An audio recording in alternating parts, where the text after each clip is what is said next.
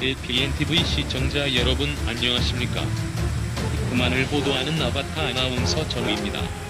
오늘은 LPNTV 시청자 여러분이 추천하는 고성국 TV에 출연한 국회의원 조원진 대한애국당 대표의 대담 내용을 LPNTV에서 재방송합니다.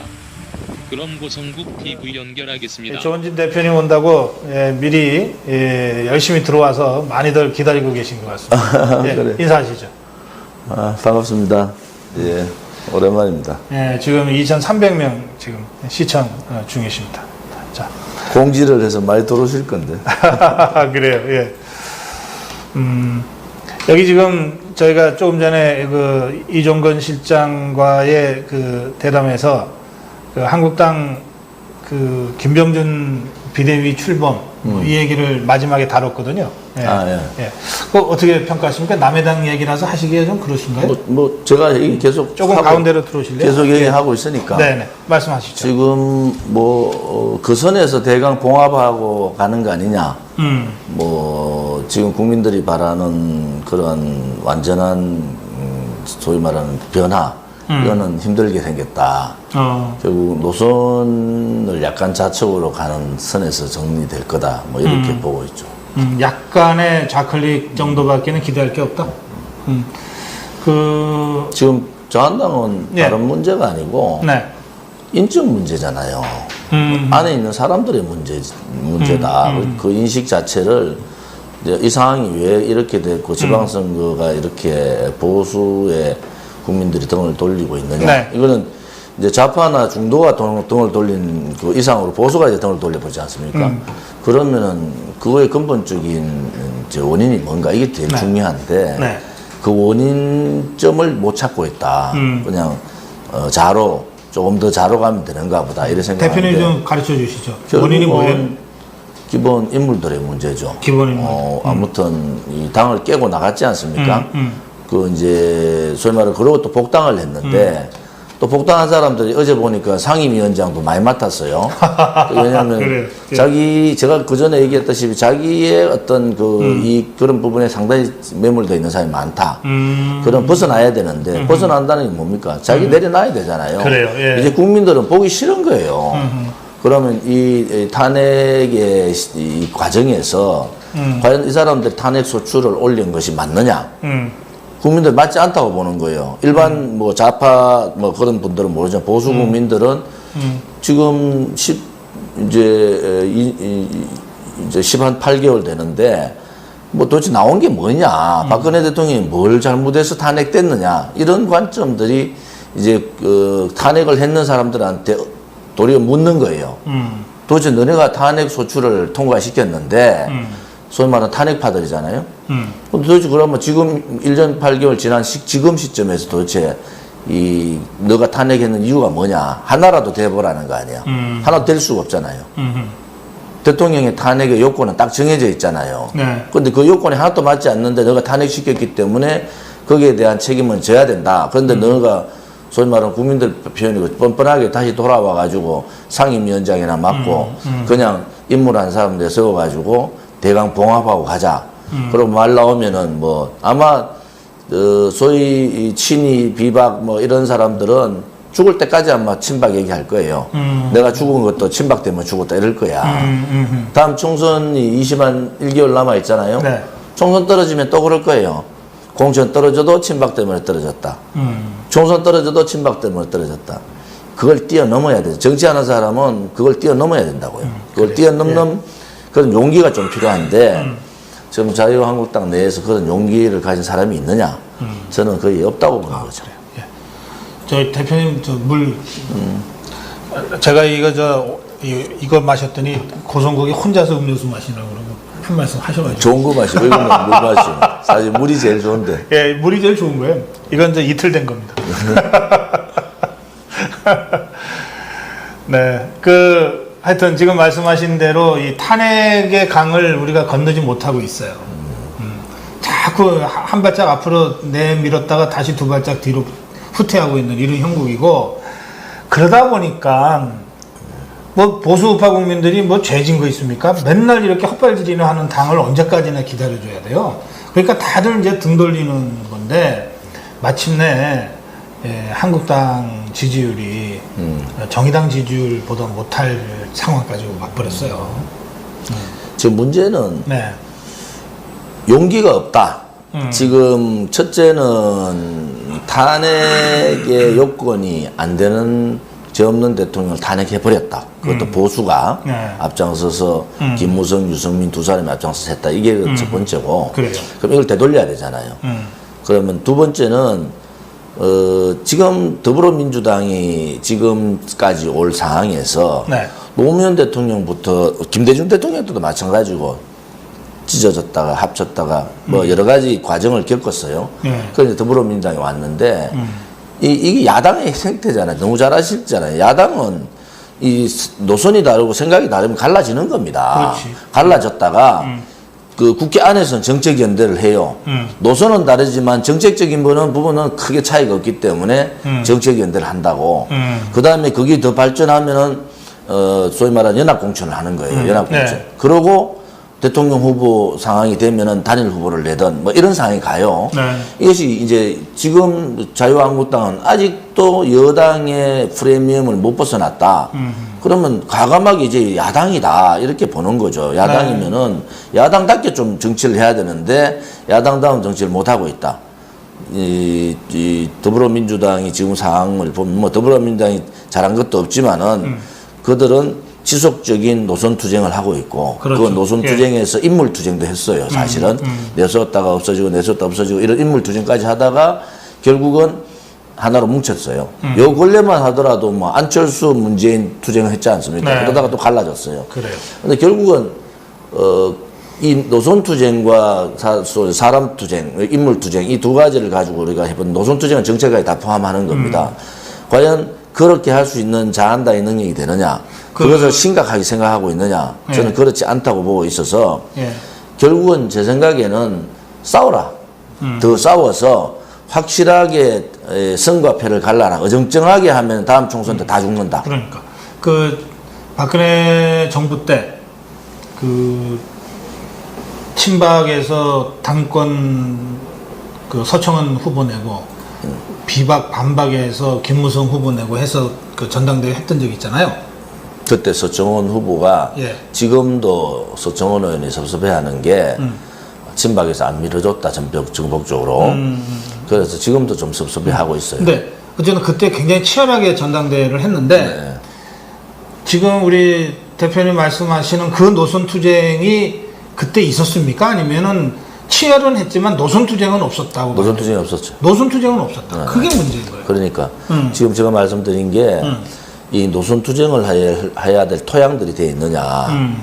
이 토양이 안 돼 있는 거예요. 거의 대부분이 이제 70% 이상이 초선 재선 그룹들이 거의 다 있는데 그 사람들의 그 내적 요소를 보면은 지금까지 성장해왔는 생활해왔는 그 관점을 보면 다 관료 출신들이 많고 어디에 매여가지고 있는 분들이 많아서 실질적인 우파의 노선 투쟁을 지금까지 뭐 어느 쪽에서도 한 적이 없죠. 가장 노선 투쟁을 많이 했던 분은 이승만 대통령, 박정희 대통령 때죠. 그래요. 가장 강력한 투쟁을 했는데 이제 이 노선의 문제가 불거져 버린 거 아닙니까? 지금은 이제 쉽게 말하면 체제 전쟁이다 이렇게 얘기를 하는데 저는 박정희 대통령과 김일성의 체제 싸움이다 이렇게 정의를 하고 있어요. 현 시점을. 그러면은 정당이 보수를 지자칭하고 있는 정당은 이제 보수의 가치를 세우고 그 노선 투쟁의 싸움이 붙어야 된다. 그러면 그것이 이제 안에서는 노선 투쟁이죠. 바깥으로는 체제 전쟁이 되는 거예요. 그럼 체제 전쟁을 할 수 있는 그러한 준비가 돼가 있느냐. 그래서 제가 우려를 하는 게 준비 안 돼 있다. 그러면 갈라서라는 거야.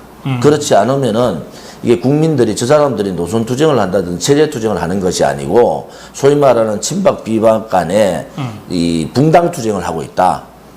그런 상황이 되면은 이거는 국민들의 조롱거리밖에 안 된다는 거야. 그래서 갈라서는 게 맞다. 그래서 갈라서서 자기 영역을 확보하고 자기의 그 투쟁성을 더 강조하면 된다. 지금 또 하나는 문재인 정권 자체가 우리가 생각했던 것보다 훨씬 좌측에 가 있어요. 그리고 훨씬 이 속도가 소위 말하는 자유민주주의, 반대한민국, 반자유민주주의, 반시장경제로 가는 속도가 굉장히 빠르게 가기 때문에 네. 이것을 지금 우파들이 못 따라가는 거예요. 그러다 보니까 한창 뒷분막 치잖아요. 그러면은 양쪽이 경쟁 체제가 돼야 된다. 우파 내에서도 정당도 경쟁 체제가 돼야 된다. 지금은 뭐 바른미래 저는 민평당인가 합쳐가지고 가는 바람에 지금 완전히 가버린 거고 그러면은 안에서 갈라서서 이 경쟁 소위 말하는 우파 정당 보수 정당끼리의 치열한 경쟁을 바깥에서 하는 게 맞다. 안에서 하면은 국민들이 볼 때 너가 또 친박 비박 싸우냐 뭐 이렇게 하기 때문에 네. 그렇게 하는 것이 오히려 보수 국민들, 우파 국민들한테 자그마한 희망이라도 줄 수 있는 거 아니냐. 그래요. 예. 그렇게 생각합니다. 제가 대표님 말씀을 쭉 들으면, 제가 요즘 고민하는 것하고 굉장히 맞는 부분이 좀 공감대가 있어서요. 그러니까 이 한국당이 뭐 싸워도 좋은데 노선을 갖고 싸우면 무슨 어떤 결론이 나든 생산적으로 나잖아요. 그렇죠.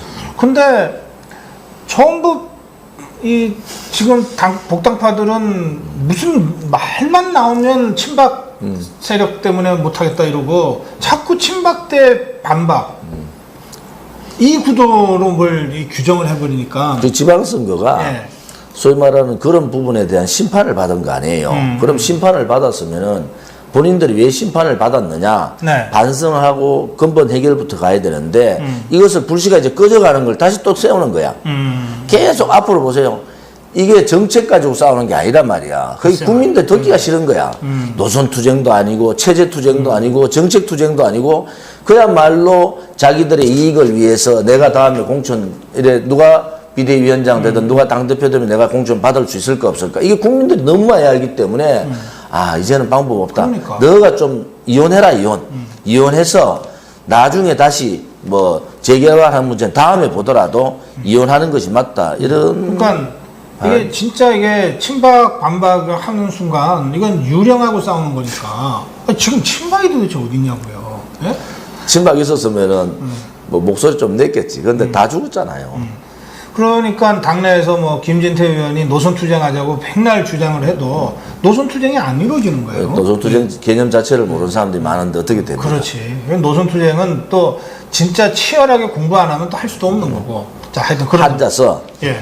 이제 우리 고성국 대표님 같이 저랑 앉아서 노선 체제 투쟁을 한번 얘기를 하면은 네. 2박 3일 동안 얘기할 수 있는 그럼요. 예. 준비가 돼야 되잖아요.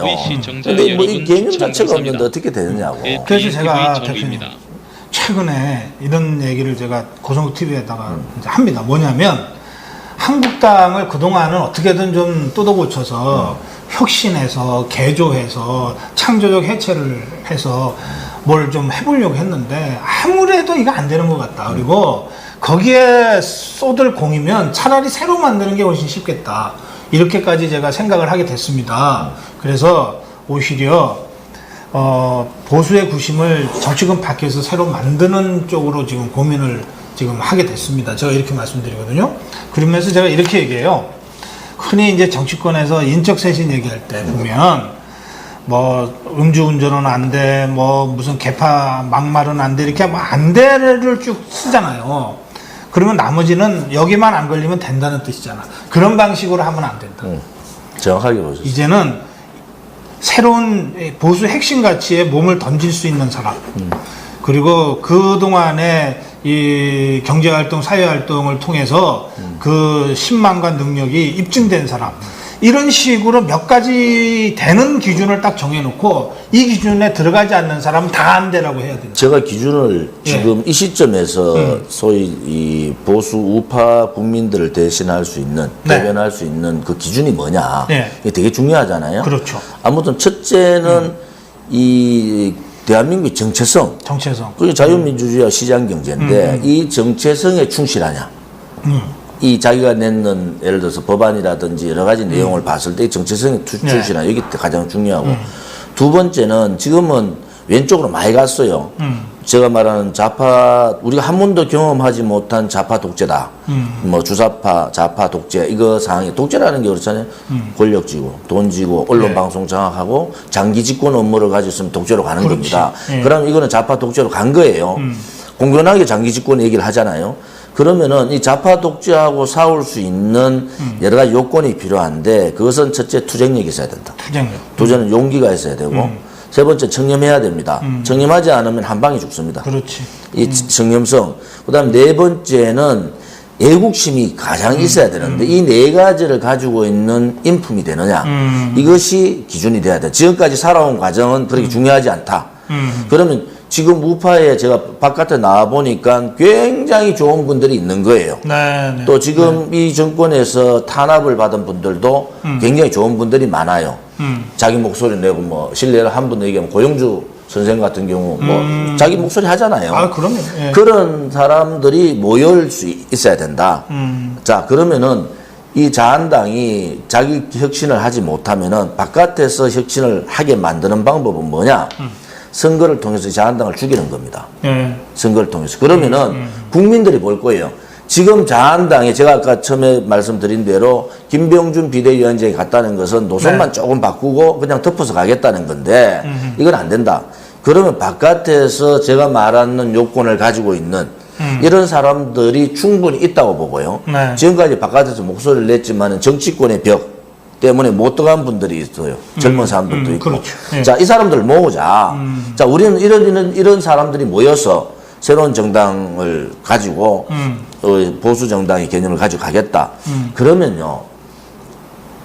다음 총선 전에 벌써 지지율에서 판결이 나는 거예요. 그래. 그게 예. 국회의원이 아니 마크롱이나 샌더스나 트럼프가 무슨 자기 지지하는 국회의원이 많아가지고 된 게 아니잖아요. 우리나라도 자, 우리가 우파 운동을 그렇게 가보자.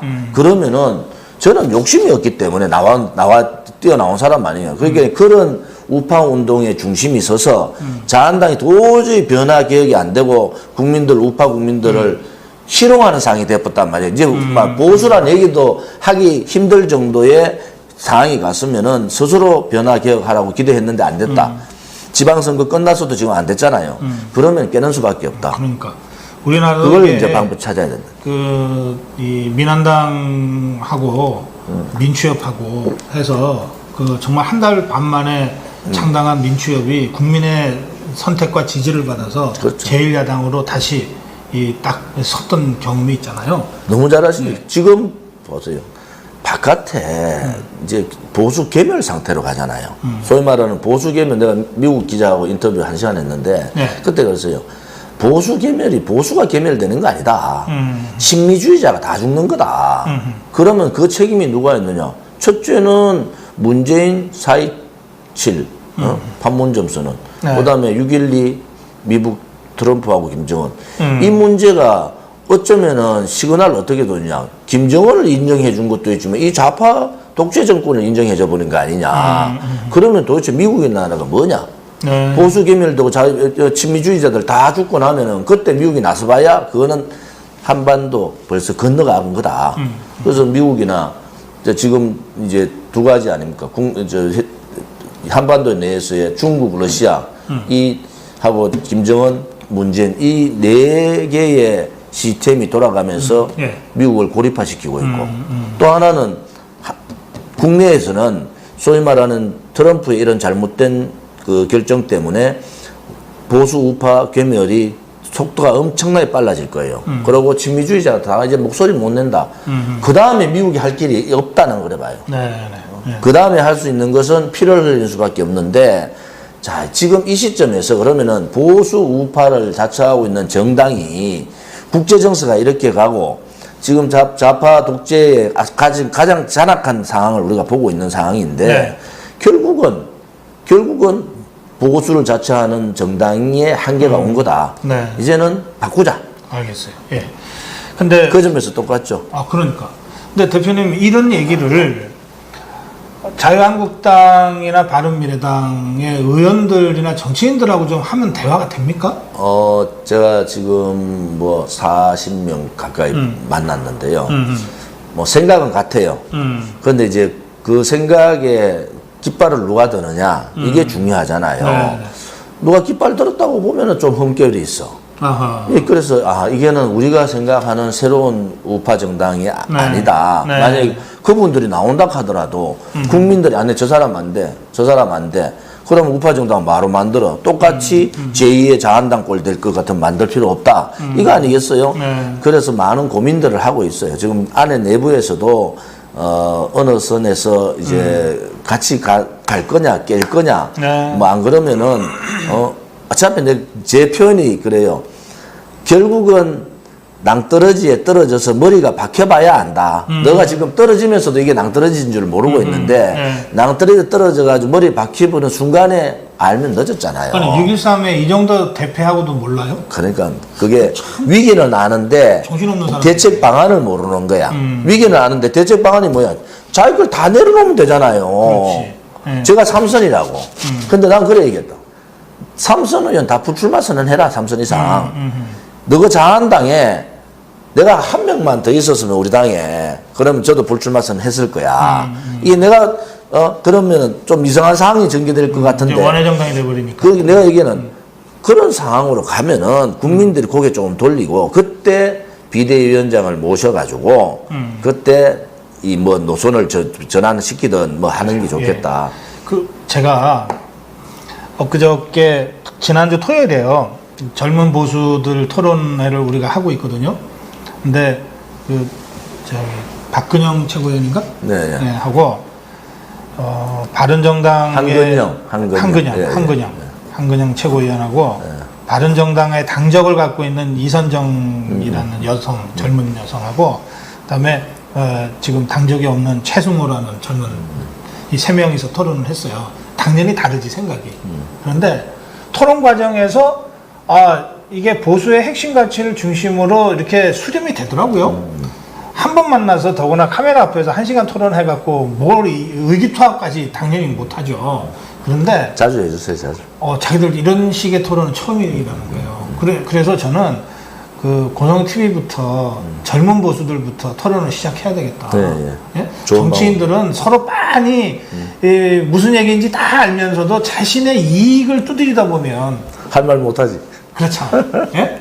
예, 그러니까 그런 젊은 보수들에서부터 먼저 함께하는 이 목소리를 좀 내야 되겠다. 예, 제가 하여튼 저희들 그렇게 하겠습니다. 좀 계속 관심 가져주시고요. 그다음에 여기 뭐 워낙 그 문자들도 많고 우리 조원진 대표 지지를 표하시는 분들이 많아서 제가 일일이 제가 추천 못 드리겠고요.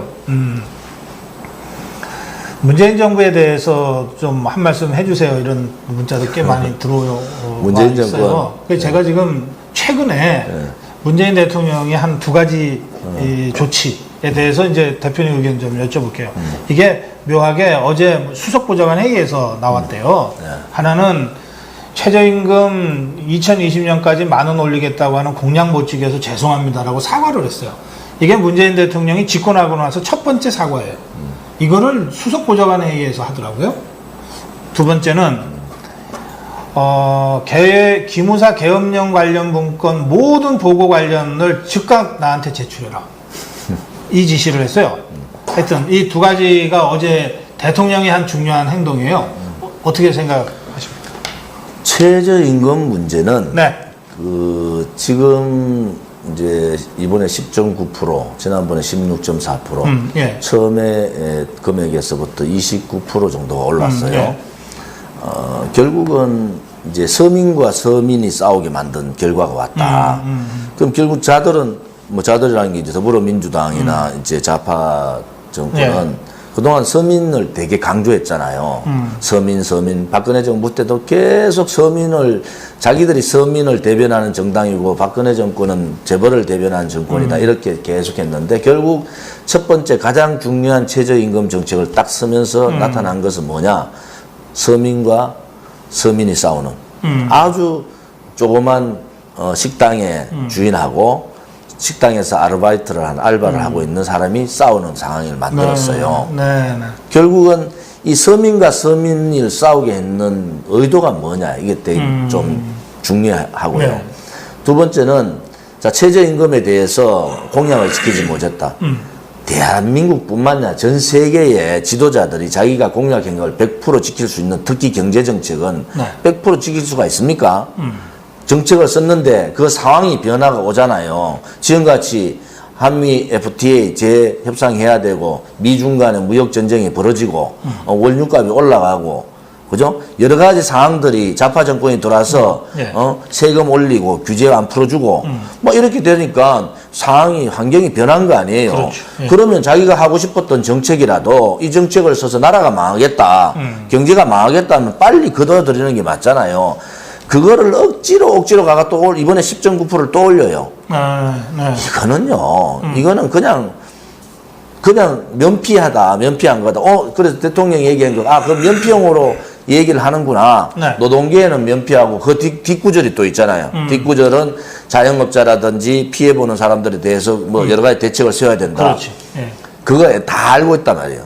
문제는 뭐냐? 우리가 소득주도 성장의 핵심인 최저임금 인상은 시기가 빨랐고 이 문제는 저희들이 정책적으로 잘못했기 때문에 네. 장하성 경제수석을 퇴진시켜야 되는 거 아닙니까? 사태를. 그래야지 진정성이 있잖아요. 예. 그런데 이거를 공약을 지켜서 못했다. 지금 문재인 정권이 해야 돼. 1년 4개월 만에 뭘 했으면 노동자 천국을 만들어 버렸다고. 그러면은 기업은 뭐 대기업이든 뭐 중소기업이든 소상공인이든 아무튼 이 상황에서 압박을 엄청나게 받고 있는데 네. 결국은 그 압박이 경제적으로 올라갈 수 있는 경제 성장을 하고 삶의 질이 그들이 말하는 저녁이 있는 삶이 되는 게 되면 되는데 그게 아니고 다 같이 무너지는 상황이 오는 거예요. 투자 줄고 예. 소비 심리 줄고 거기 경제 전체가 완전히 무너지는 상황이 왔기 때문에 이것은 바로 이번에 지난번에 인사 조치할 때 예. 장하성 경제수석을 빼면서 소득주도 성장의 핵심인 최저임금은 저희들이 판단 잘못이다. 이거에 대한 희망을 가지고 있지만 지금은 안 된다고 중단을 시켰어야 되는 거예요. 네. 면피형으로 10.9% 올리면서 해가지고 이제는 올해 안에 자영업자가 100만 이상이 이제 폐업합니다. 폐업. 근데 안 되는 줄 알면서 왜 저렇게 고집부리죠? 자존심 때문인가? 자촉이 있잖아. 자기를 지지했는 제가 항상 얘기하잖아. 자기 지지층 때문에? 본인이 능력이 있어서 된 사람하고 본인이 민노총, 정겨조, 좌파 시민단체 290개의 친북, 종북 혹은 진보 시민단체 등을 얻고 그럼 완전 볼모로 잡혀있는 통진당 등까지 얽어봤잖아요. 그래가 대통령이 됐는데 이걸 대통령이 되는 순간에 네. 국가관이 있고 제대로 애국심이 있으면 그 저는 만약에 털어버려야지. 그래 됐다. 저는 민노총하고 얘기할 거예요. 민노총한테 도저히 이래 되면은 GM, 그 다음에 뭐 한국 GM, 현대자동차, 대기업, 금속노조 대기업들 다 죽는다. 조선도 다 죽으니까 이거 우리가 당신들 이해하고 설득해라. 그렇게 좌파가 좌파를 잘 알 거 아니에요. 그러면 설득을 해가지고 뭘 해야 되느냐. 예. 긴급 재정 발동권을 내려야 되는 거예요. 지금 무역 전쟁이 벌어지고 환율이 지금 이런 상황이 되고 지금 외국 단기 자금들이 빠져나가고 네. 그 징후가 빨간불이 벌써 3개가 켜졌단 말이에요. 그러면은 국내 투자는 없고 기업 이전은 많아지고 그럼 뭐라고 하죠? 외국으로 가는 건 뭐라고 하나? 이주민이 많아지고 그죠? 이민 가는 사람이 많아지고 뭐 이런 상황이 오면 이거는 경제에 빨간불이 켜졌다. 그래서 설득을 해야 되잖아요. 그렇죠. 설득을 해서 자, 이거 민노총한테 자, 이런 상황인데 도저히 위험해서 안 되겠다.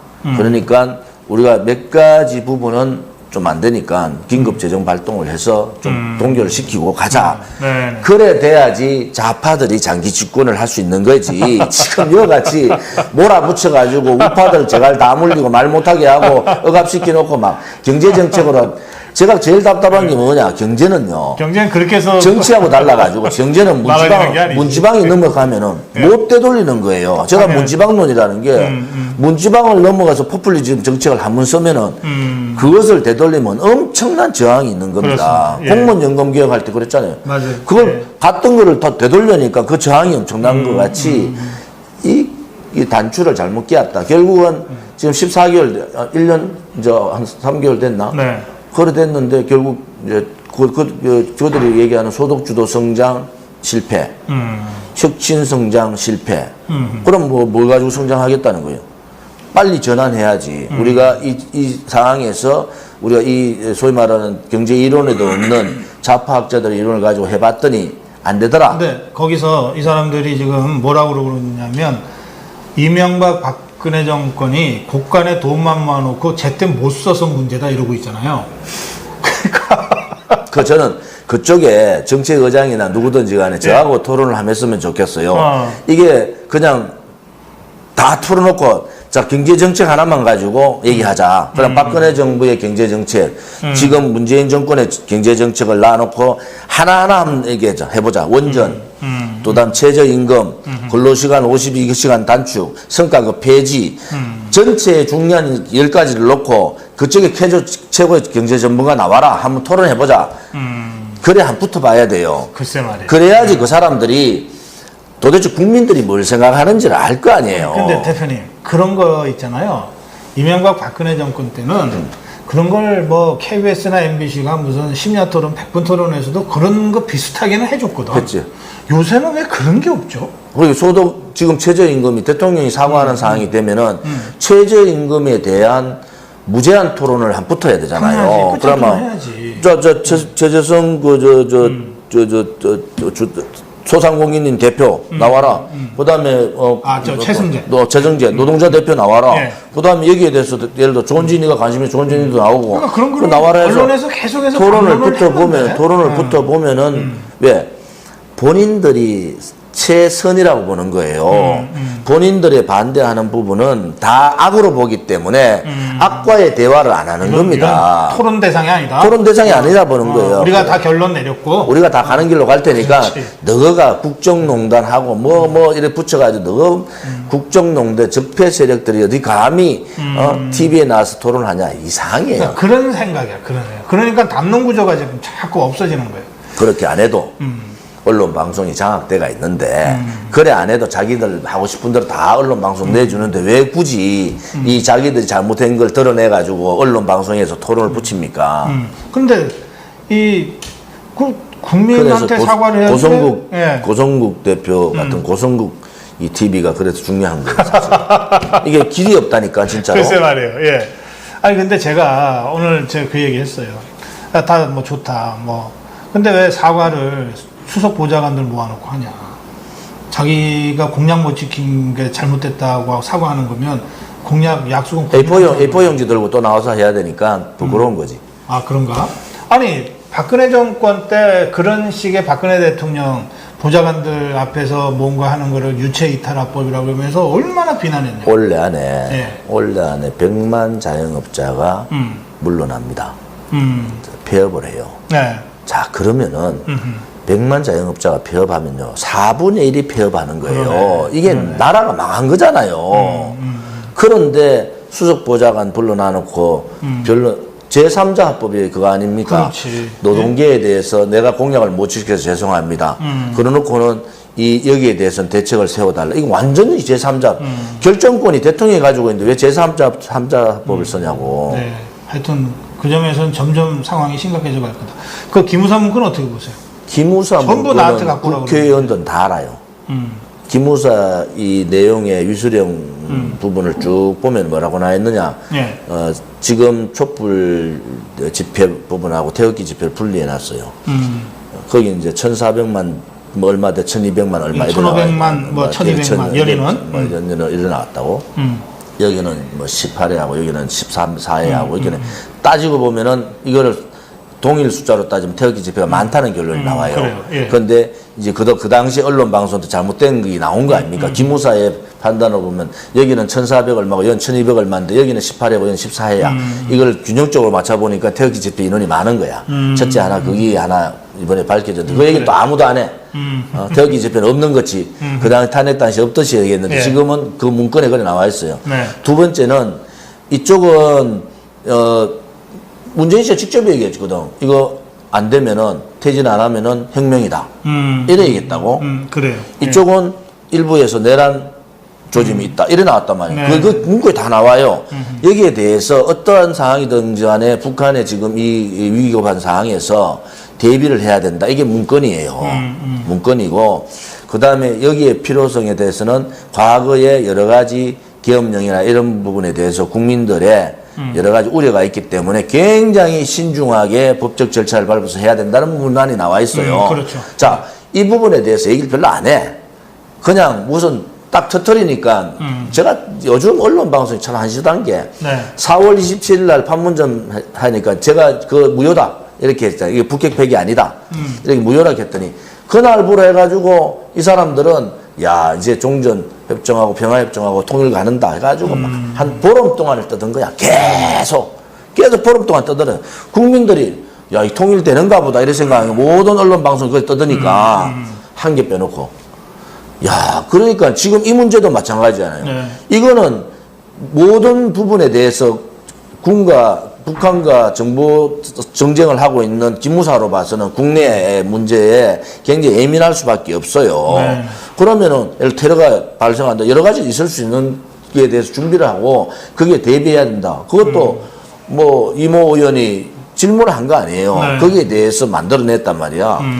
그런데 이것이 갑자기 어떻게 둔갑인가? 이게 내란으로 이제 둔갑하는 거야. 그래. 예. 지금 그렇게 가고 쿠데타로 있어요. 예. 둔갑하는 거야. 그 핵심은 뭐냐?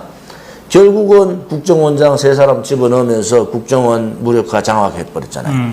자, 기무사, 군이, 아무튼 군이라는 것은 실존하고 있는 병력을 갖고 있는 지휘관들이 있고 병력이 있는 거예요. 자, 여기를 장악을 하는, 무력화하는 또 기무사를 해체하는 단계로 가고 있다. 속내는 다 보인단 말이에요. 속내는. 네. 속내는 다 보이는데 이것을 그냥 그런 식으로 해가지고 기무사가 대단한 문건을 숨기고 있는 것 같이 네. 문건 공개된 게 다예요. 그것은 무슨 문건을 더 갖다 줍니까? 아니 조사단을 구성했으면은 특별수사단을 수사단이 수사할 때까지 기다려봐야 되잖아요. 그럼 수사단을 왜 구성하냐고. 그러니까. 그럼 대통령이 수사단을 구성해놓고 야 자료 내한테 다 보내. 그럼 대통령이 수사하는 거예요 지금. 이거는요 월권도 이런 월권이 없는 거예요. 그것이 국정농단이라니까. 지금 수사단한테 너 그 자료를 수사단을 구성해가 어젠가 그저께 임명장 줬잖아요. 네. 그런데 그 하자마자 야 자료 청와대로 다 가져와. 이게 무슨 소리예요 도대체? 그러니까. 그럼 청와대의 지침에 따라서 수사단은 그냥 그 지침에 따라서 하는 겁니까? 이렇게 생각하는 게 도대체 맞느냐는 거야. 이렇게 생각이 맞느냐는. 그런데 그 부분에 대해서 비판을 아무도 안 해요. 도대체 대통령이 왜 자료를 왜 달라 그러냐. 수사단한테 맡겨놔야지. 그렇지. 수사단에 발표했는데 미진하면은 예. 재수사 요구를 할 수는 있어요. 그거는 국민의 뜻에 따라 할 수 있는데 어제 수사단 임명받았는데 오늘 자료 청와대로 다 가져오라 하면 도대체 뭘 그래서 하겠다는 제가 거예요? 오늘 아침에 두 가지로 비판을 했어요. 하나는 아니 그런 기본적인 사실관계도 확인 안 하고 독립수사단부터 설치했냐 그럼. 응? 그다음에 두 번째 독립수사단을 발족시켜놓고 자료를 다 챙긴다 그러면 그 자료 다 모아갖고서 독립수사단한테 줄 생각이냐. 그게 우리 두 사람 얘기 안 해도 이심전심이 뭐 얘기하면 벌써 똑같은 생각들이 일반적인 바르게 생각하는 사람 그래 가질 수밖에 없는 거예요. 그렇죠. 예. 아이고 문자들 너무 많아서 좀 확인합니다. 그 참 저 대표님 여기 있잖아요 문자. 친중 뭐 이런 논란이 대표님한테 계속 따라다닙니까? 친중? 예. 지중이라고 바꿔주면 지중? 좋겠는데. 예. 그 좀 설명 좀 해주세요. 그 제가 지난번에 나오셨을 때도 그런 문자가 몇 번 있어가지고. 박근혜 정부 예. 때 네. 제가 이제 중국에서 네. 사업을 했잖아요. 그러면서 네. 이제 18대 국회의원이 됐지 않습니까? 네. 그때 제가 뭘 했느냐 그러면 제중 한국인의 부회장을 했어요. 그리고 옥타라고 세계 무역 포럼, 세계 무역 포럼, 한인 무역 포럼이 있어요. 네. 거기에 중국 회장을 했다고.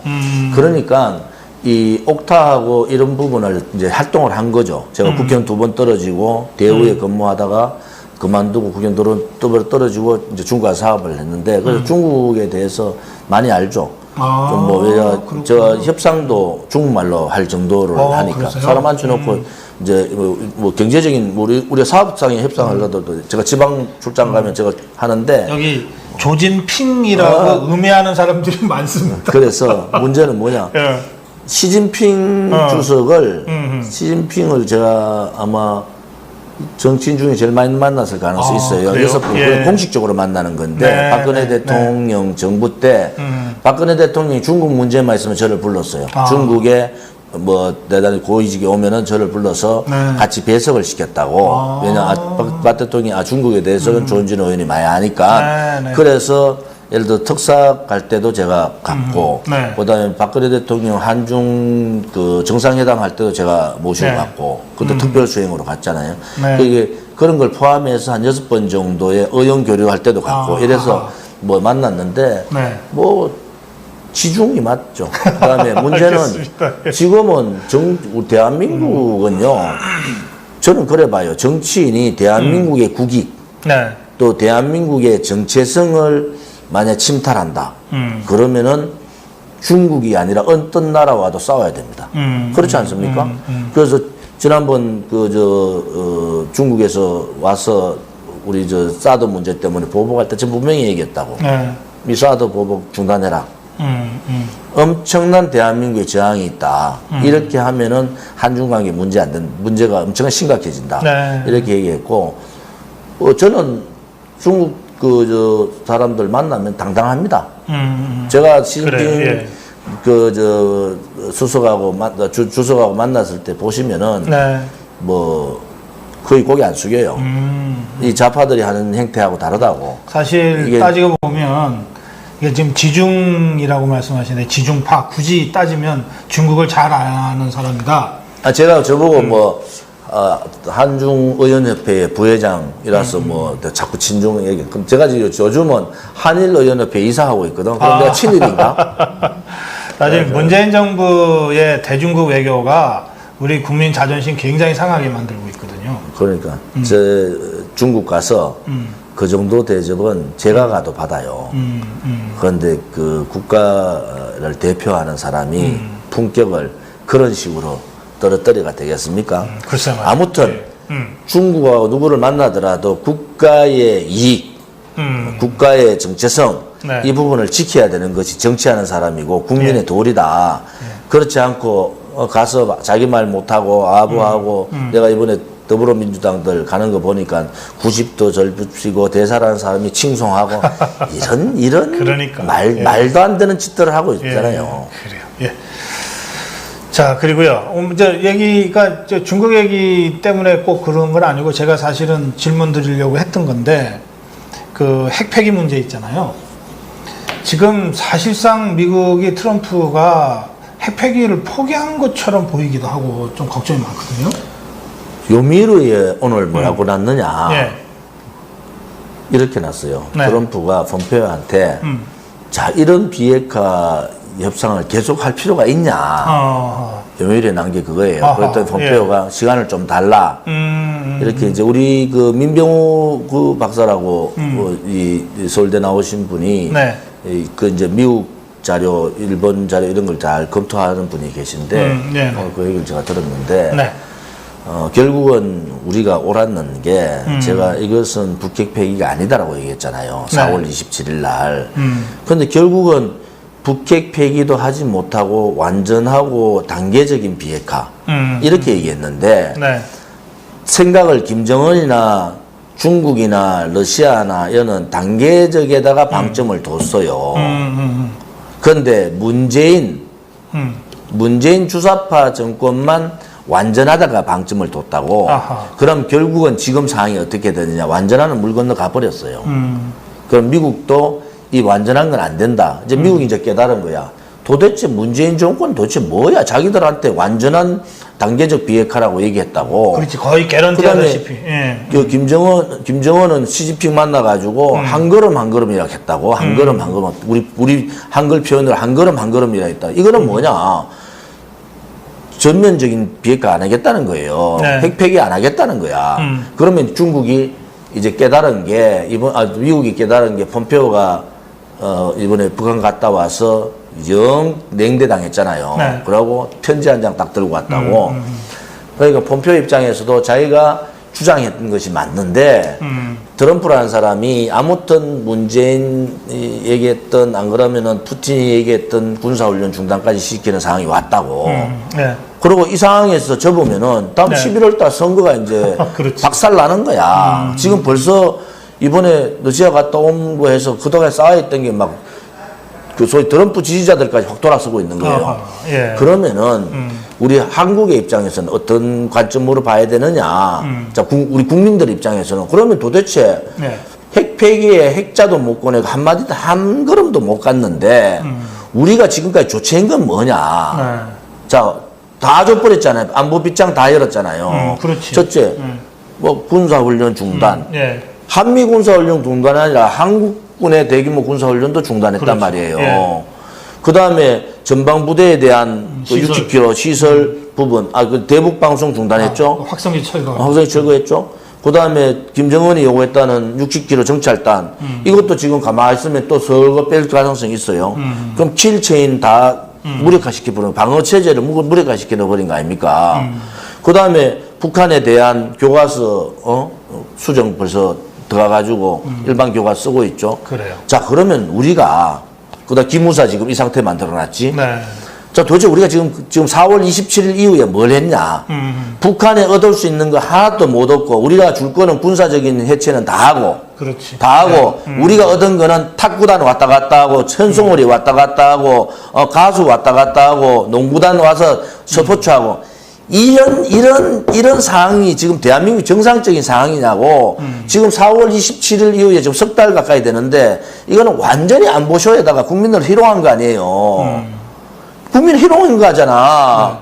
그러면 결국은 여기서 미국이나 일본은 벌써 핵폐기 끝났다 이래 가는 거야. 단계적도 아니고 완전하는 고사하고 단계적도 끝났다 보는 거예요. 예. 자, 그러면은 결국은 북한 김정은한테 죽음의 그림자를 받는 김정은을 살려주었어. 그러다가 안보 빗장까지 다 열어주고. 대한민국의 국민들이 안보에 대한 굉장히 두려움이 많았잖아요. 네. 그거 빗장 다 열어줬어. 자, 도대체 그럼 뭐 지금 이 주사파 문재인 정권이 한 게 뭐냐는 거야. 이 4월 27일 이후에 3개월 동안 문재인 정권이 한 게 도대체 뭐냐. 국민을 이렇게 안보쇼로 속이고 네. 일당 독재를 할 수 있는 6월 13일 선거까지 장악을 해버렸잖아요. 그럼 도대체 지금 3개월 동안 뭘 했느냐는 거야. 글쎄 말이에요. 여기에서 우리가 새롭게 되돌려서 좀 생각해봐라. 도대체 국민들이 왜 이렇게 이런 상황에 대해서 속고 가느냐. 언론 방송이다. 언론 방송. 언론 방송이 안보쇼를 포장해가지고 덧칠까지 해가지고 막 떠들었지 않습니까? 국민들은 네. 국민들 잘못한 게 뭐가 있어요? 언론 방송 실어주는 대로 방송 나오는 대로 아는데 그렇지. 결국은 결과가 지금 뭐냐? 오늘 굉장히 중요한 포인트를 한 거예요. 트럼프가 네. 스스로 그것이 오보일 수 있지만 거기에서는 그래 놨다만 요미우르에서는 스스로 이런 비핵화 회담 계속할 필요가 있느냐. 폼페오가 시간 더 달라. 야, 도대체 그러면은 우리 국민들은 네. 킬체인 방어체제 다 무너지는 상황 만들고 대북관 다 없어지고 군인들은 그냥 군복무 단축까지 지금 가다. 이게 심각하더라고요. 그게 제가 두 가지가 이 정권의 가장 무너질 수 있는 큰 점이 뭐냐. 안보 쇼가 끝이 났다는 거야. 이제 국민들이 알기 시작했다니까. 그리고 경제. 민생. 민생 경제가 무너졌다. 그러면은 오래가지 못한다. 그 안보 얘기 한 가지만 더 하면 이제 전문가들이 참 이게 황당한 상황인데 문재인 정부의 안보 정책을 전망 예측하려면 문정인을 보면 된다 이래요. 선각자잖아. 그런데 안보 전선에 무너뜨리는 전선에 제일 앞장서 있는 근데 사람이 그 문정인. 문정인이라는 사람의 가장 최근 발언은 뭐냐면 지금의 정전 체제를 종전 선언을 하고 나서 평화협정으로 옮기면 주한미군이 여기 계속 한반도 남한 지역에 주둔할 명분도 이유도 없어진다. 이 얘기거든. 그러고 워낙 역풍이 있으니까 예. 그 다음 얘기가 뭐냐 말을 바꿨지. 주한미군 얘기는 지금 거론할 문제가 아니다 이렇게 말을 바꿨는데. 그래. 그리고 인권 문제는 지금 북한한테 먼저 얘기하면 안 된다. 하여튼 이랬어요. 그러면 주한미군도 결국은 문정인의 말대로라면 이 사람 말은 한 6개월 있으면 현실이 되니까 결국은 주한미군까지 빠져나가는 건가? 어떻게 전망하세요? 뭐 지금 상태로 계속 속이면은 안보쇼를 속이면은 그래 가는데 이제 국민들이 이제 미국이 이제 안게 된 거지. 문재인 주사파 정권의 실체를 안게 될 거고. 예. 또 그것을 준동했던 게 뭐 오늘 여러 가지 얘기가 나오는 게 문정인, 그다음에 키신저, 트럼프 라인 얘기도 나와요. 네. 그런 징후들이 있다고. 그런 징후들이 있고 워싱턴 포스트지에서는 이렇게 했다고 국방 정보국에 인용을 해서 예. 핵폐기 안 한다. 벌써 핵 탄도하고 플루토늄은 감축이 들어갔다. 네. 이렇게 발표를 했단 말이에요. 그러면 이제 국민들이 아무리 국내 언론들이 그걸 숨기려 해도 한두 군데는 나올 수밖에 없잖아요. 네. 외국 언론이 방송이 나오면 그렇죠. 그게 네. 아무튼 한국으로 들어오게 돼 있다고 이제 국민들이 알게 된 거예요. 도대체 우리가 지금부터 계속 해야 되는 게 이제 안보 쇼는 끝났다. 네. 그 다음은 뭐냐? 다시 되돌려라. 다시 되돌려라. 절대 김정은은 핵폐기 안 한다. 이게 원칙 아니겠어요? 네. 그럼 다시 되돌릴 수밖에 없다. 이렇게 가야 되는 입장이다. 이래 보는 거죠. 그래요. 나는 미국은 되돌릴 준비가 돼 있을 것 같은데 자기들이 판단 착오했다 그러면 미국이라고 하는 건 미국이 어쨌든 트럼프가 열을 더 받아야 돼. 시스템으로 움직이니까 방법은 어. 결국은 11월 달까지 3개월, 4개월 남아 있잖아요. 아니 근데 제 걱정은 뭐냐면 이 소득주도 성장 1년 한 3개월에서 실패했는데도 고집부리잖아요. 그러면 이 안보 정책의 실패가 분명해졌는데도 문재인 정부가 고집부릴 수 있지 않냐. 그러니까 제가 미국 기자하고 얘기했는데 두 가지 얘기했어요. 네. 자, 김정은 괴뢰 정권의 아킬레스가 네. 뭐냐? 두 번째 문재인 정권의 아킬레스가 뭐냐? 문재인 정권의 아킬레스. 자, 김정은의 아킬레스는 아무튼 인권 탄압이다. 북한 그래요. 인민에 예. 대한 노예와 같은 인권 탄압이다. 이것을 미국이 전격적으로 치야 된다 이제. 이것을 자 국면 전환을 하는 거예요. 네. 자 그러면은 문재인 정권의 아킬레스는 뭐냐? 이것은 자기들이 말하는 촛불혁명, 제가 말하는 촛불 사회주의 혁명을 통해서 죄 없는 대통령을 불법 감금 시킨 거예요 지금. 그들은 법치라고 얘기했지만 그거는 법의 문제가 아니란 말이에요. 네. 자, 이 문제에 대해서 미국이 전격적으로 들고 나와야 된다. 자, 문재인 정권에 대해서는 박근혜 대통령의 정치 보복을 뛰어넘는 인신감금에 대한 인권 문제를 들고 나오고 이것은 문재인 정권의 정통성, 리티머시의 문제예요. 이걸 건드려야 되고 북한의 김정은에 대해서는 북한 주민의 인권 문제를 들고 나와야 된다. 그래서 미국이 국면 전환을 지금 신뢰 다 잃었단 말이에요. 이 비핵화 문제 때문에 국면 전환을 할 시기가 됐다. 네. 저는 그렇게 보는 거죠. 아, 그래요. 알겠어요.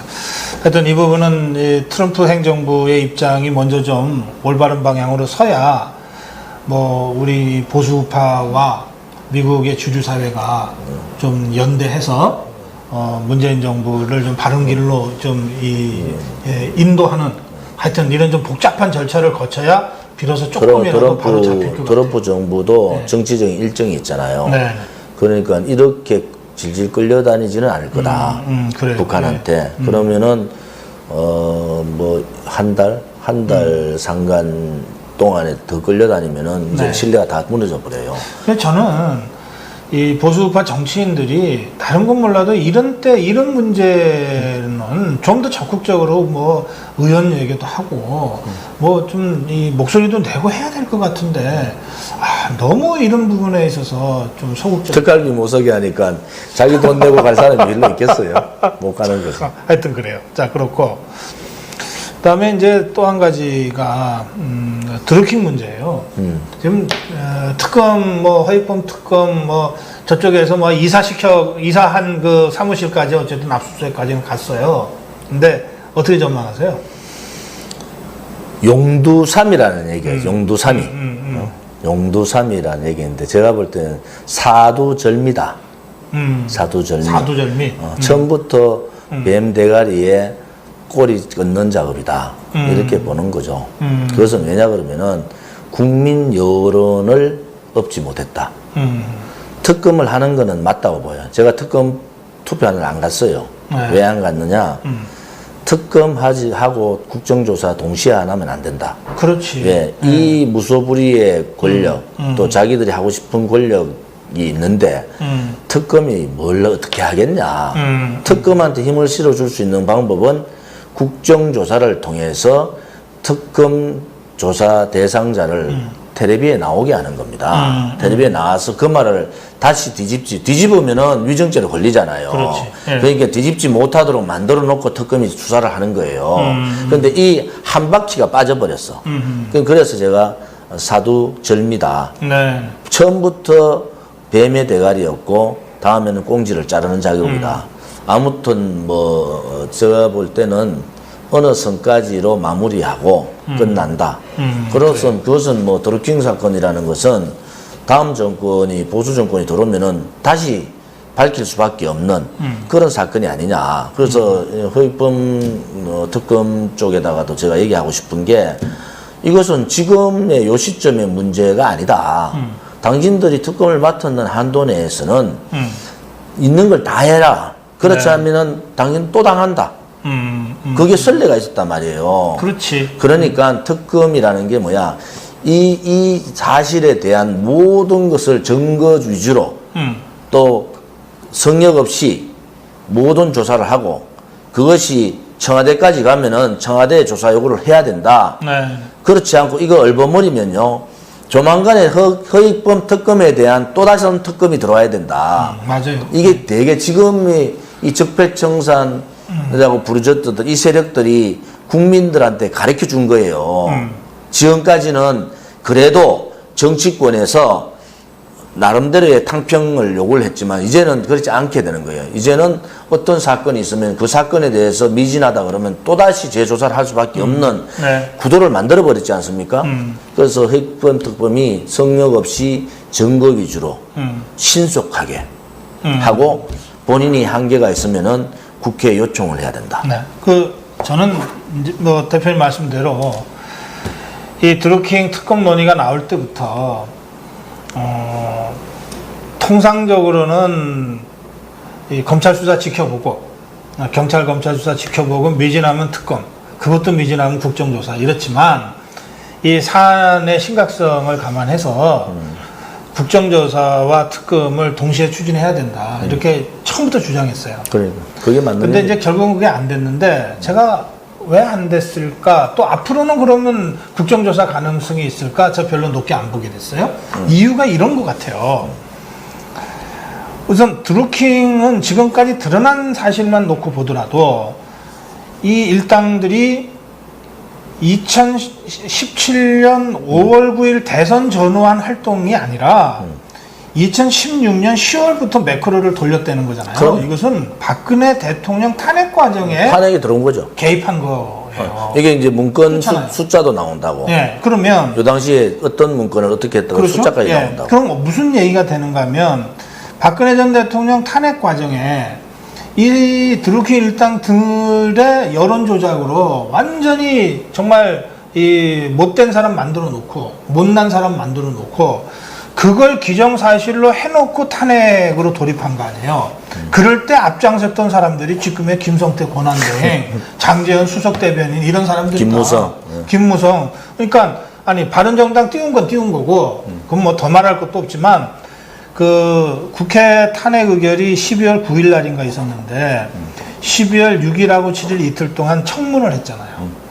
그때 청문회를 그렇게 시간적으로 이런 청문회를 이 협상해준 사람이 정진석이야. 정진석이고 원내대표. 거기에 위원장이 김성태잖아요. 그리고 김성태가 위원장하고 고영태 이렇게 띄우고 했는데 문제는 뭐냐? 네. 문제는 이 드루킹이 하나가 아닐 가능성이 되게 많아요. 네.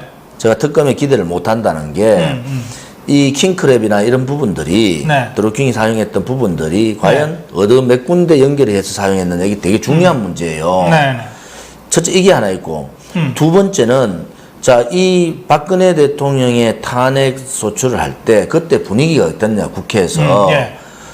지금 도지사가 있는 누구는 가서 좀 배우자고 간 사람이에요. 촛불 집회 가서. 그는 지금 도지사 돼 있다고. 그런데 네, 문제는 네, 뭐냐. 네, 네. 그런 그 소위 말하는 조작된 여론, 네. 조작된 여론에 의해서 대통령을 탄핵시켰잖아요. 네. 그러면은 제가 거짓, 선동, 조작, 뒤에 업무, 기획까지 들어가요. 네. 이 5가지가 다 있었던 것이 박근혜 대통령에 대한 탄핵이다. 네. 그래서 박 대통령께서도 그래 얘기했잖아요. 거짓이 산을 이루는 것 같다. 네. 그래서 제가 얘기하는 거짓 선동 조작 업무 기획의 한 파트가 네. 이 한 파트, 소위 말하는 거짓 조작의 한 파트만 밝혀진 거다. 그러면 이게 특검이 제대로 가려는 것은, 자, 그러면은 이 킹크랩이 어디에 어떻게 요 드루킹 외에 누가 어떻게 섰는가까지 나와야 돼요. 네. 그러면은 그 당시에 야당 의원들을 광범위하게, 탄핵 당시에 광범위하게 접촉했단 말이에요. 그렇지. 그러면 이 사람이 네. 아무 의미 없이 접촉했느냐?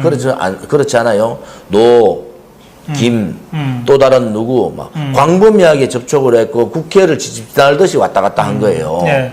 자, 그러면은 이 탄핵이 도대체 뭐에 일어났느냐? 거짓에 의해서 선동됐다는 거 아니에요. 그렇지. 그러면 거짓은, 요런 조작을 통해서 거짓을 선동하고, 그 다음에 그것을 받아가지고 언론 방송이 선동 조작하고, JTBC가 국민들을 태블릿 PC 딱 하나 갖다 놔놓고 예. 공갈 협박한 거 아니에요. 자, 그러면은 근본적으로 한계가 있는 게 이 특검이 지금 이 정권에서 이 특검이 이런 식으로 할 수 있겠느냐는 거야. 그게 핵심인데, 그러면은 예. 정통성이 없다는 것을 공원천하에 알리는 건데, 그것이 절미 이렇게 꼬리를 안 자르고 갈 수 있느냐는 그러니까. 거지. 네, 그래서 국정조사도 나는 잘 안 될 것 같다. 지금 당권을 부르는 사람들이 갖고 있으니까. 국정조사 하면요, 자한당의 그 탄핵 주도했던 사람들, 미래당의 탄핵 주도했던 사람들 있잖아요. 바른미래당 그 사람들 이제 끝나는 거잖아. 그러니까 적당한 선에서 국정조사 얘기 안 하고, 제가 그래서 안 된다고 그렇게 얘기한 이유가 국정조사 없는 특검은 의미가 없다. 그때 몰고 갈 때 국정조사하고 특검을 같이 받아라. 그렇죠. 그래 가야 되지. 지금 와가지고 뒷북 쳐봐야 의미가 없다니까요. 그래요. 그 점에서 이제 국정조사는 현실적으로 그 키를 갖고 있는 이 한국당의 지도부가 이거는 자기 스스로 고백하고 시작하지 않으면 안 되는 일이고. 그 관점에서 제가 처음으로 오늘 토론을 예. 간담 처음으로 돌아가 보면 제가 얘기했잖아요. 자, 우리가 자기 반성을 해야 된다. 그럼 그 자기 반성이 뭐냐? 자, 보수 우파가 이제 무너지는데 근본 해결책을 못 찾고 있다 그러잖아요. 근본 해결책 지금 나온 거예요. 방금 말해서 근본 해결책이 뭐야? 탄핵이 거짓이다. 우리가 잘못했다. 석고대죄하고 우리는 정치판을 떠나겠다. 네. 이게 근본 해결책이에요. 죄 없는 대통령, 전 세계에 지금 대통령이 감옥 간 지가 474일째입니다, 오늘로. 예. 474일째요. 그러면은 결국은 뭐가 됩니까? 거짓 탄핵 아니에요. 죄 없는 대통령 감옥 보냈는데 주동했던 사람들은 이제 석고대죄 해라. 네. 결국은 그게 두렵기 때문에 국정조사를 못 하는 겁니다. 그러면 일반 우리 우파 국민들, 왜 조은진 니는 왜 특검하는데 왜 탄성 안 하고 안 하냐? 저는 벌써 정치판을 알잖아요. 안에 내용들 알잖아요. 이거 국정조사, 지금 이 판에서 국정조사 없는 특검 의미가 없다. 특검에 어떤 용난 특검이 나와도 이 어렵다. 그렇죠. 아마 국회의원 1명, 2명, 뭐 이 정도, 2명도 1명 정도 이렇게 대강 정리하고 끝날 가능성이 높다. 저는 그래 보는 거예요. 알겠습니다. 그 제가 며칠 전에 이제 서울역 집회 현장에서 잠깐 뵀어요. 어디 지방 가시? 예, 저는 그 지방 출장 가는 길이었는데 그 매주 토요일 날 계속 그 대한애국당이 중심이 된 태극기 집회를 서울역 쪽에서 하고 계시잖아요. 그리고 대한문 앞이나 다른 데는 또 다른 단체가 하는 태극기 집회가 매주 토요일 날 비슷한 시간대죠. 시간대가. 그 시간이 갔죠. 예, 2시. 이렇게 좀 계속 열리고 있습니다. 그 언제까지 하실 거예요? 박근혜 대통령의 거짓 탄핵 진실이 밝혀지는 날까지. 그것은 박근혜 대통령이 무너지니까 대한민국의 자유민주주의 시장경제가 무너지더라. 네. 그래서 그날까지는 갈 거다. 그러고 그것이 그렇게 멀지 않았다는 생각이 자꾸 들어요. 아, 그래요? 왜냐하면 좌파들의 바닥이 너무 빨리 보인다. 그래서 많이 힘들고 지치더라도 어떤 태극기 집회에 가는 분들이라도 네. 태기를 놓지 마시고 끝까지 투쟁해야 된다. 저는 그렇게 보고 있습니다. 근데 그럼에도 불구하고 그 박근혜 대통령이 그 사법적으로 무죄가 나올 가능성은 거의 없다고 봐야 되지 않습니까? 그러면 결국은 뭐 한간에서는 결국은 보수 정권이 다시 정권 잡아서 그 잘못된 실체적 진실을 다시 밝히고, 그리고 그 과정에서 대통령 사면권을 통해서 사면 복권되고 명예 회복하는 이 수밖에 없지 않냐, 이제 그렇게들 본단 말이에요. 대표님도 그렇게 생각하시는 건가요? 뭐 아까 네. 그 방법은 정치적인 어떤 방법은 이제 자한당이 한계가 오면 방법 없다. 예. 새롭게 만들어서 바깥에서 국민의 지지를 받아서 가는 수밖에 없다. 이런 생각이 네. 이제 방법론은 나왔는데 네네. 대내외적인 여건들이 국민의 저항이 굉장히 많이 나올 가능성이 있다. 그것은 그냥 법적인 문제, 정치적인 뭐 선거를 통한 방법도 있지만은 네. 이 주사파 정권이 저질러 놓은 일이 너무 많아요. 네. 거기에 피해보는 대상이 너무 많고, 저는 아마 총선 전에는 50% 밑으로 한 35%, 40% 선까지 떨어질 거다. 아하. 이 문재인 지지율이. 네. 뭐 그래 보는 사람이고, 결국은 본물 터지듯이 않지만은 조금씩 터지고 있다. 지금 최저임금 문제 때문에 경제가 이렇게 되고 52시간 단축하는 순간에 앞으로 대한민국 경제는 좌파 정권 내에서는 일어나기 힘들다. 네. 그것이 실질적인 지표로 나옵니다. 지표로 나오게 돼 있으면은 거기에 따르는 먹고 사는 문제잖아요. 네. 이 문제의 저항이라는 것은 막을 수가 없어요. 그래요. 정치적인 저항은 정치적으로 일도하면 되는데 이 먹고 사는 문제의 저항은 막을 수가 없는 겁니다.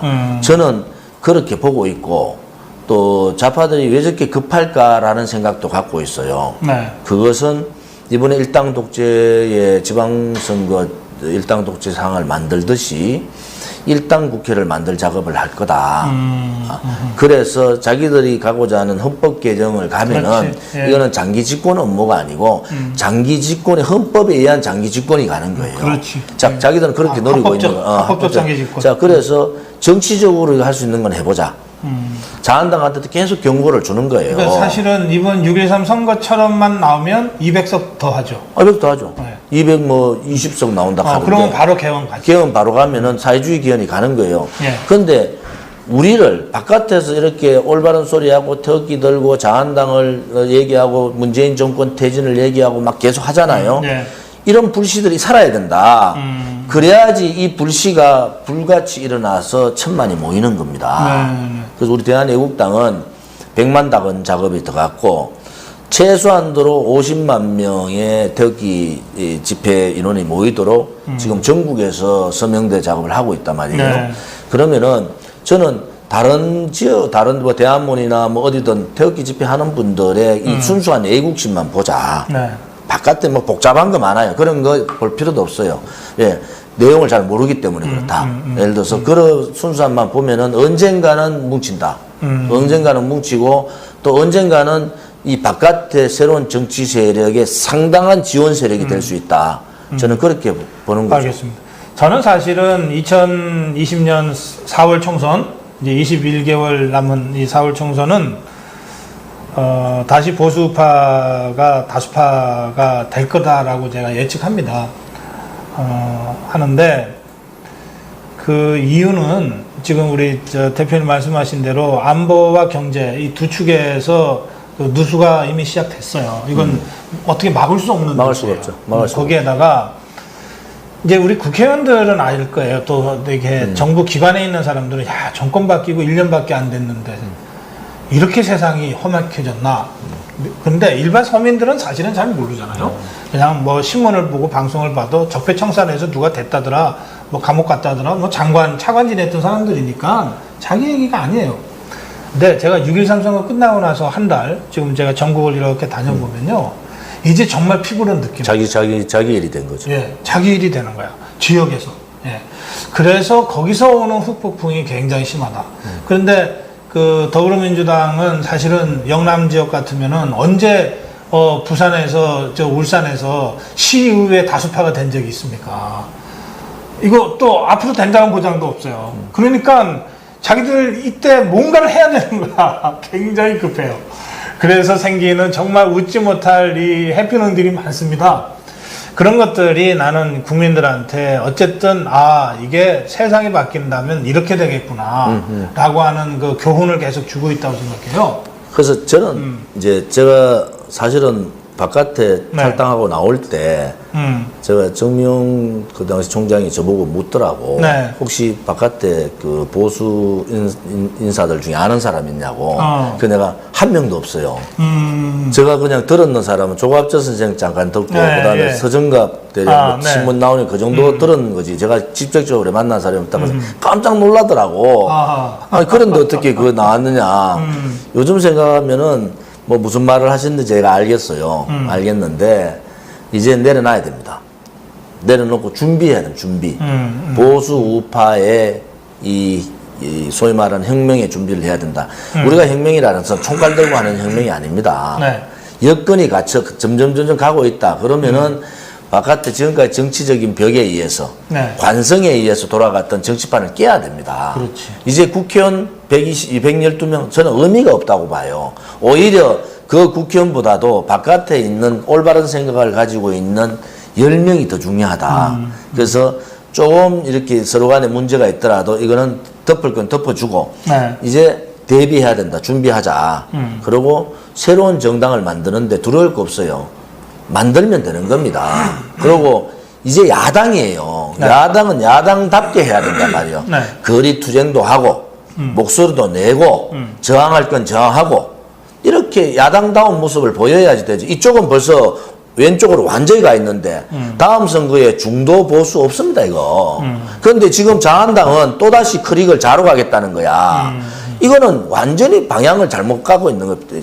이 판을 잘못 보고 있는 거예요. 그러면은 이 소위 말하는 주사파 좌파 정권하고 싸울 수 있는 건 뭐냐? 75% 정도의 이 우파 정권이 필요하다. 75%면 100으로 봤을 때 지금 야는 한 90 가 있단 말이에요. 자로. 그렇죠. 우리는 우측에서 한 75 정도에 있어야 되는데 지금 자한당은 지금도 70 이하인데 이걸 더 땡기가 50까지 가면 일단 끝나는 거예요. 이제 보수 우파 정당이라는. 그래서 저는 그것을 제대로 바꾸자. 알겠습니다. 그런 입장을 갖고 있는 거죠. 예, 이 1시간이 훌쩍 넘어서 아주 뜨겁게 여러분들 같이 시청하시면서 조은진 대한애국당 대표 와, 이게 지금 현 시청률. 같이 들었습니다. 가끔 나오셔야 되겠습니다. 4천이 다 돼가요? 그러니까 다음에 나오셔서 4천 한번 기록하시죠. 그러시죠. 짧게 인사 말씀, 마무리 인사 말씀 부탁. 아무튼 거짓 선동 조작 기획된 탄핵의 현실들이 드러납니다. 아무튼 고생스럽지만은 덕을 두고 있는 우리 우파 국민들께서 지치지 마시고 진실과 정의의 투쟁을 해 주십시오. 또 하나는 제가 이 고성국 TV 지금 몇 번째 나오는데요. 언론 방송이 거의 기레기 수준으로 돼버렸습니다. 이제는 이런 부분들을 전달할 수 있는 매체를 우리가 만들고 크게 세워야 됩니다. 그런 의미에서 많은 분들이 유튜브나 이런 대담 토론 부분들을 시청을 해서 많은 분들이 가입을 하시면 좋겠다. 그것이 대국민 홍보고 대국민 계몽이 되는 거다. 이렇게 보고 있습니다. 고맙습니다. 대한애국당 조은진 대표와의 대담이었습니다. 아주 뜨겁게 성원해 주시고 같이 참여해 주신 시청자 여러분께 감사드립니다. 저는 내일 아침 9시에 여러분 다시 뵙겠습니다. 고맙습니다.